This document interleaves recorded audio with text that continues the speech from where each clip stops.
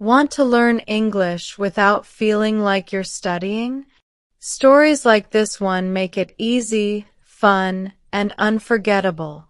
So if you're ready to level up your English with real adventures and powerful vocabulary, hit that like button, subscribe right now, and turn on the bell so you never miss a story.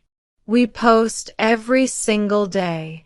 The sun in Dubai was strong, but Liam didn't mind.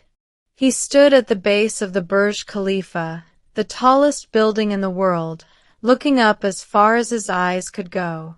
The top of the tower touched the sky like a needle of light. It was so tall that the shadow it cast reached far across the streets, over parks, and between buildings. Most people took photos. Some sat and stared. Others rushed to buy souvenirs. But Liam, he had a strange idea. He decided to follow the shadow. He didn't know why. Maybe it was the heat. Maybe it was the sense of mystery. But something about the long, dark shape moving slowly along the bright ground made him curious.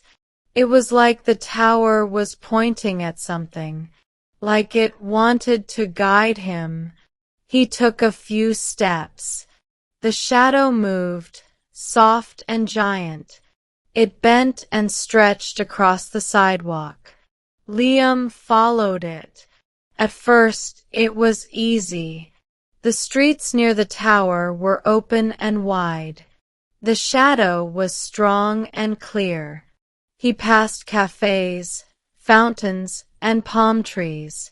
Cars moved by slowly in the afternoon traffic.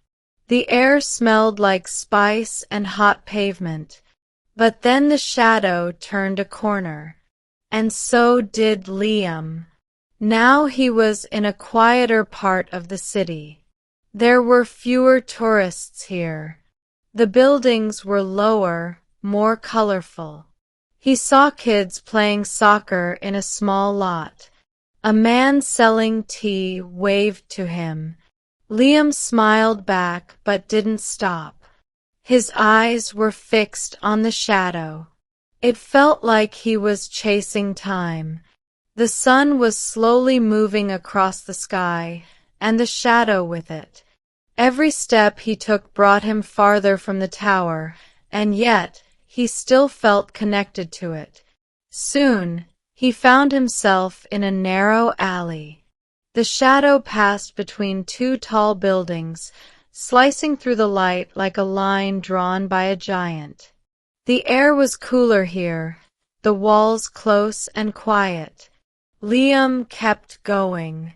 Then, something changed.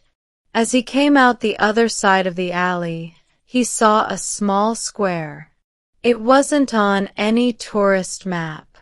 There were no signs, no people, just a round patch of grass and a low fountain in the center. The shadow passed right over it. He stepped into the square and stood in the exact spot where the shadow touched the fountain. For a moment, everything felt still. Then he noticed something. There was a small plaque on the side of the fountain. It was old, dusty, easy to miss. He bent down to read it. It said, "In the shadow, you will find what's real." Liam felt a chill, even though the sun was still shining strong. He looked around. There were no shops, no sounds of the city, no tall glass buildings. Just silence and shade. He sat by the fountain. The water made a soft, steady sound. He closed his eyes. All day he had been walking, not knowing why. But now it made sense. He hadn't followed the shadow to find a place. He had followed it to find a moment where nothing else mattered. No pressure, no goals, no photos, just being there. He stayed a while. Then he stood up, stretched, and smiled. The shadow had moved on. The sun kept shifting, and the dark shape was now sliding across another rooftop. But Liam didn't chase it this time. He had found what he didn't know he was looking for. He walked back through the alley, slower this time. The streets were busier now, the evening growing closer. But something inside him had changed. When he reached the base of the Burj Khalifa again, it looked just as tall and shiny as before. But to Liam, it felt different. It wasn't just a tower. It was a key, a quiet invitation to slow down, to pay attention. As he looked up one last time, he whispered in his mind, "Thanks for the path." And with that, he walked away, the sound of the city growing louder behind him, but his mind calm and clear. You just learned English without even noticing.